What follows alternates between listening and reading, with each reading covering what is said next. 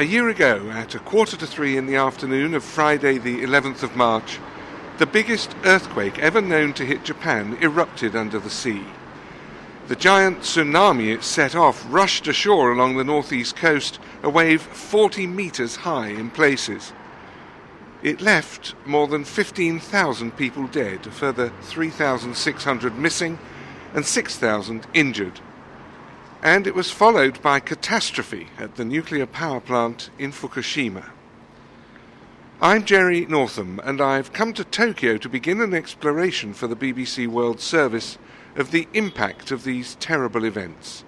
What did they mean for confidence in the direction of Japan's development, and for the religious faith of the survivors, mainly Shintoists and Buddhists, with a smaller number of Christians? How were the country's heart and soul quite literally shaken that day? And 1 year on, how much has changed? He left home for work at 6 in the morning. Later, I went out with my daughter. On our way home, it was about 3:30 in the afternoon, I had a phone call from him. Warnings had been issued, and he was just about to leave the office. That was to prove the last time I heard his voice. And he had died in the tsunami while he was driving home.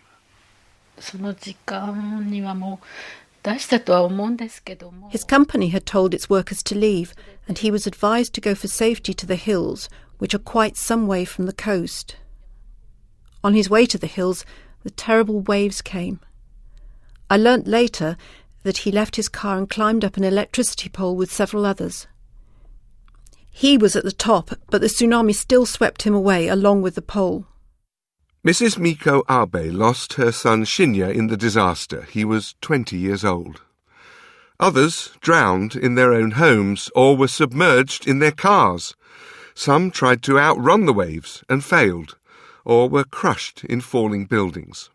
But astonishing numbers survived, helped by Japan's renowned training for natural disasters, and also by the geography of its northeastern coastline, with its cliffs and high hills. Atop many of them sit shrines and temples of the major religions, Shinto and Buddhism, and these acted as sanctuaries for people alert and nimble enough to reach them in time. At their temple, which is also their home, the Buddhist monk Shutsu Onosaki and his wife took in all those who made the climb. On March the 11th, 250 people evacuated here. Just 2 days later, we had 400. We gave them rice and soup morning and evening. It helped that we're used to preparing food for a large congregation when we hold religious rituals.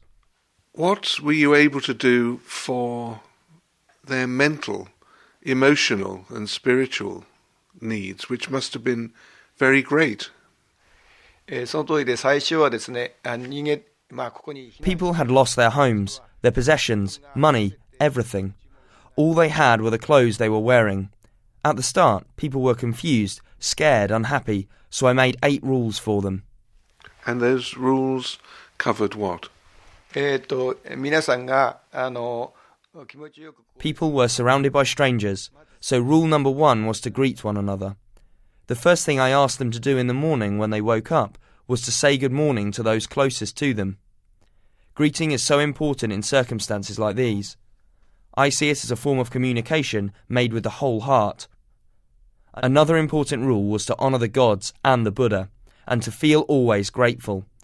As a result, people were more relaxed psychologically, and even managed to be cheerful towards the relief workers bringing in supplies. But while monks and priests cared for survivors, both Shinto and Buddhism were overwhelmed by the number of dead. The two religions place great stress on rituals, and in the view of Professor Susumu Shimazono at the Center of Death and Life Studies at the University of Tokyo, they were unable to provide a usually crucial aspect of their practice. To make rituals for the dead, because there are so many dead people. Many of them, they didn't know who they are. So they couldn't do the ordinary way of doing rituals for them. So religious people cooperated to help people do the right thing for the dead.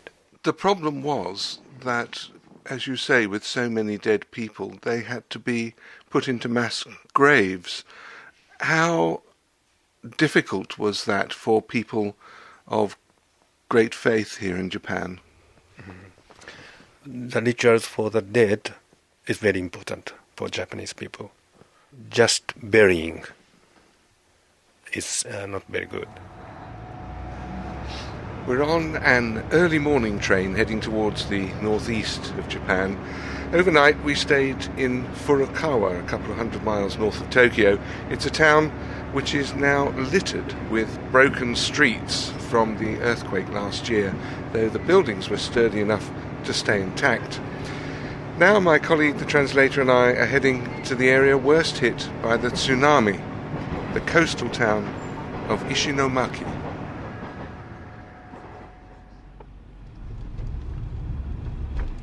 We've been met at the station by a community leader in Ishinomaki who has played an enormous part in trying to get the city back into some sense of life after the disaster of last year. He's Mr. Kinichiro Sato, and he's agreed to take us around the areas that were devastated by the tsunami. 工場だったり建物だったりしてたわけですね。Parts of the factory buildings has been washed away, so it's all flattened. And actually, only the main part of the factory with a very strong foundation survived. ここ見てくださいね。すいません、今何メートル Mr. Sato is pointing out これ buildings which have just buckled, corrugated iron buildings which have just buckled and been ripped apart by the force of the water. ですからこのうちが津波入ってた Houses started actually from here, but it's all gone. So this empty land here was housing, and the houses in the distance, many of them I can see are damaged as well. They've got windows knocked out, doors knocked out.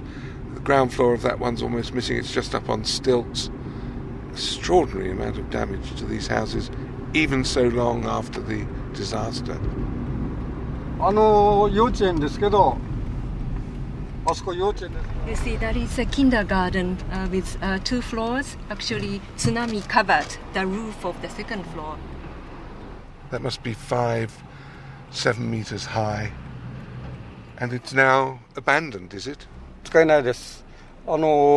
別なとこで。 It is not usable, so they moved to somewhere else. What happened to the children?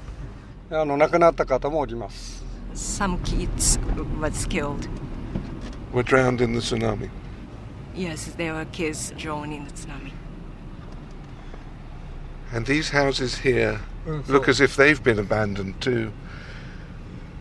The whole of the ground floor of each house just wrecked. このような家がたくさん建ってたわけです。 There were houses on the other side too. There were all houses here. It was a nice area to live. What's this area on the left which is mainly flattened but has huge piles of earth and rubble and has got diggers building these piles up? What's happened here? これは津波で This used to be this industrial port. And this big pile is the waste from the earthquake, mainly the debris of houses. So if you look at them closely, you'll see it's the wooden parts of the houses. These enormous piles of debris which we're allowed to drive alongside, containing linens, bags of rubbish, parts of walls, ceilings, just piled 10 meters high. It's a scene out of hell. It's a scene of total devastation. This derelict building, 津波出られたかとね。 not a single window pane left. 3 stories high, concrete building. Utterly deserted. お寺さんは墓地 This is a graveyard. The gravestones are washed away or fall down and broken. Gravestones just shattered, thrown together. A huge area on left and right of us. Mr. Sato, this is the dereliction that the tsunami brought on the physical things of Ishinomaki. What did it do to the minds of the people, the hearts of the people? 相当ね大きいはずです。何かねみんなそれぞれの It's a tremendous impact on the mind of people. However, everyone has a different situation according to what they experienced. So you have to ask everybody. What did it do to you? ですからね涙が The tear comes out of my eyes and just don't stop. Like I just drove into this temple. It makes me cry. 降りてちょっと見てください。 Take a look. 商人さんがここに流されてこうドン。This has been a statue of famous Shinran, the famous figure of the Buddhism. But as you see, he's lying down on the ground.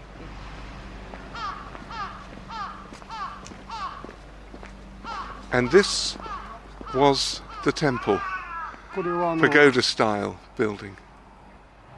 And is it completely ruined? 被災受けて By tsunami, everything inside were washed away, and just only a foundation of the building, including roof, has survived. This building has been built very well with good foundation. That's why this skeleton survived. And is it being rebuilt now? 日本のお寺さんは Japanese temples, you cannot rebuild, scrap and rebuild. So they are reforming or adding some construction to the skeleton. When you look at this, Mr. Sato, what do you think? もう悲惨なことでねVery sad and tragic. The temple is a place that come and worship the people's soul. However, this place has been damaged, and still they have to continue praying for the dead soul. That's a very sad thing. You've been involved in a lot of community reconstruction work here. What's been the most important thing that the people of Ishinomaki have needed in the past year? 一番なのは人間のね What is needed the most is something that heals people's mind. Maybe, for example, nice music, something that people can feel or taste or touch, and by doing that, if they can feel I'm back to the old days or back to the normal, that will be the best thing. いかにおわす父母歌えないちょっと今後で歌うこれ歌ってあげます、はいThe phrase he sang was a part of the song Hometown. How are you doing back in hometown, my mother and father? And he said, I can't sing. I will sing for you later. This is a very emotional time, isn't it? 本当にねそんな時期だったと思います。ですからようやくねIt's been almost more than 10 months past the disaster, and I didn't lose any of my family members and relatives, but even I think about how people are feeling. It makes me cry, and I lose control. Here on a beautiful hill just above a Buddhist temple on the outskirts of the town is a vast flat-roofed yellow brick building which is the city crematorium. Since most Japanese families these days choose cremation when their loved ones die, this place has become used to dealing with a substantial number of the dead, but nothing like the number who died in one day on the 11th of March last year. 石巻市には火葬場 Ishinomaki City's one crematorium couldn't begin to cope with so many bodies. The spokesman for the city's environment department, Keiichiro Takani, knew this meant some uncomfortable choices. Of course, if bodies were left uncremated for a long time, that would only be emotionally distressing for the families, as well as posing public health risks. So the national government proposed a temporary mass burial, which we all realised was the only realistic option. You must have known that this was going to be very upsetting for a number of families because it runs so contrary to Japanese traditions of cremation. It was an emergency situation. In the first instance, the bodies were buried, but once the functions of the crematoria were normalised, and once we had the right conditions for cremations, the bodies were dug up and cremated. 1 year on, we've no more bodies temporarily buried. All the bodies have been dug up and cremated. But the disinterment of so many bodies in only a few months created a further problem. Some families who wanted to hold funerals couldn't find their family's priest or monk to conduct the service. There were simply too many demands at once. But Japan has a tradition of what you might call flexible boundaries between religions. Many Buddhist or Shinto families, for example, happily see their children married in Christian churches.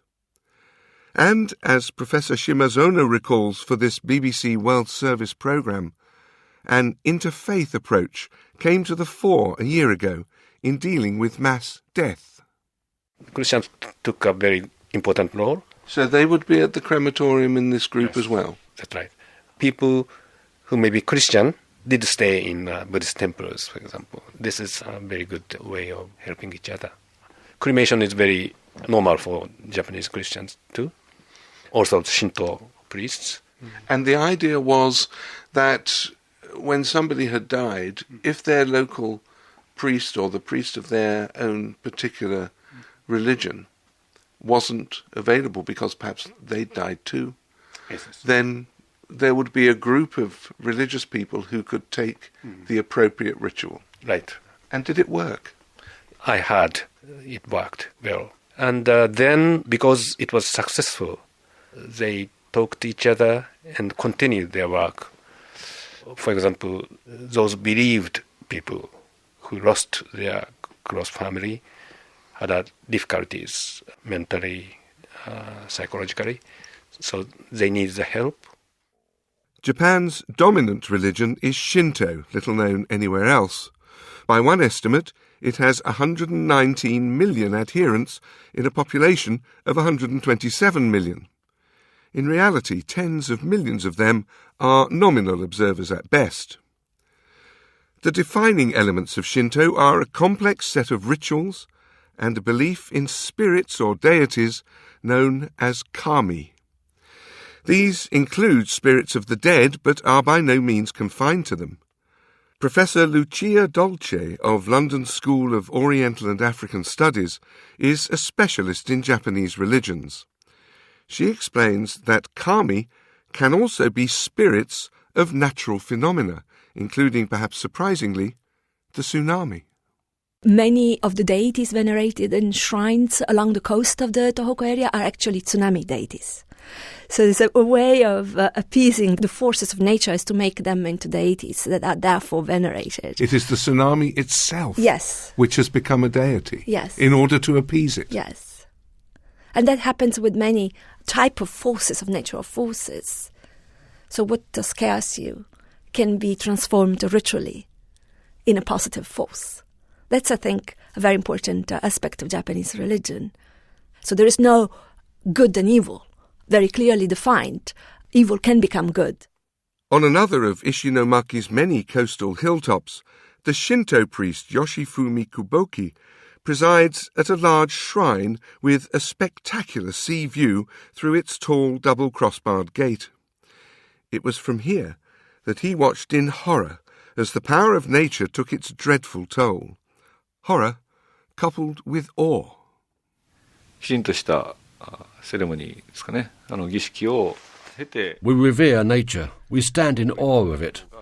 We believe that gods reside in all of nature, and that even natural disasters are the acts of gods, which is why we must come to terms with them and accept them.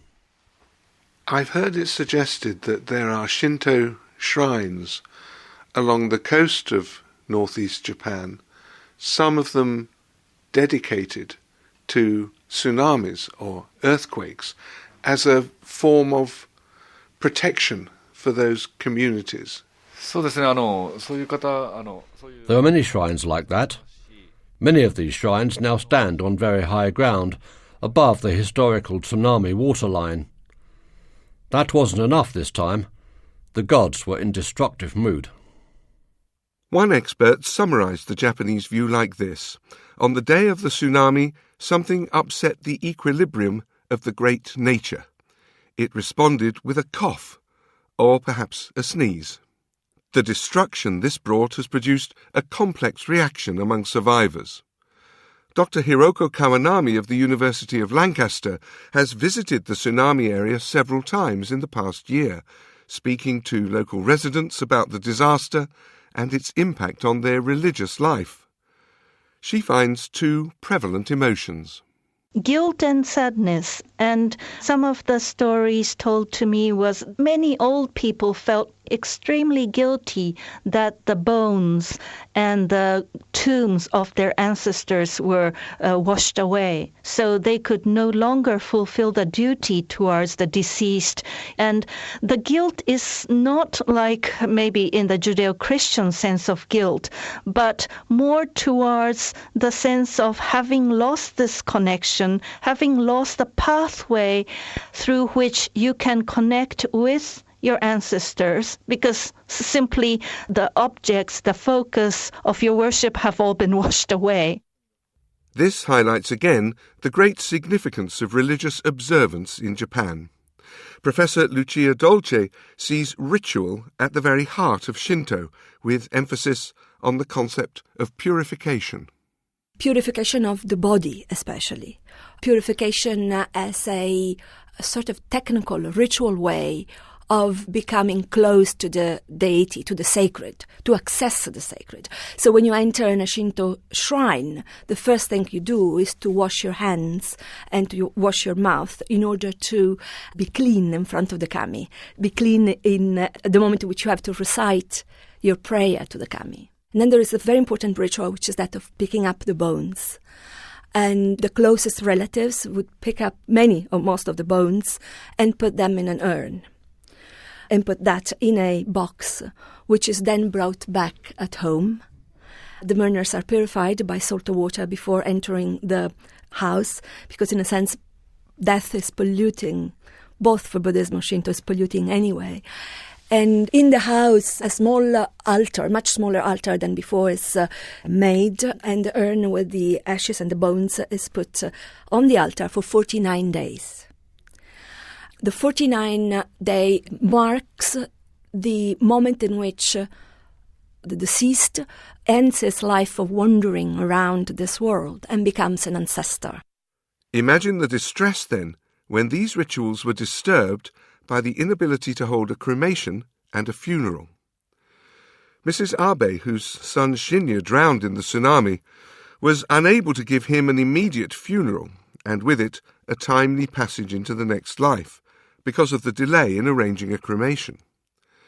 To her, this meant that instead of his spirit being released in fire, it would be trapped with his body in the cold ground. She can hardly bear the thought. I wanted him to turn into ashes as soon as possible. My son would feel more at peace that way. If his body was buried, it would slowly decompose and be reduced to a skeleton. That would be too painful. He was still so young.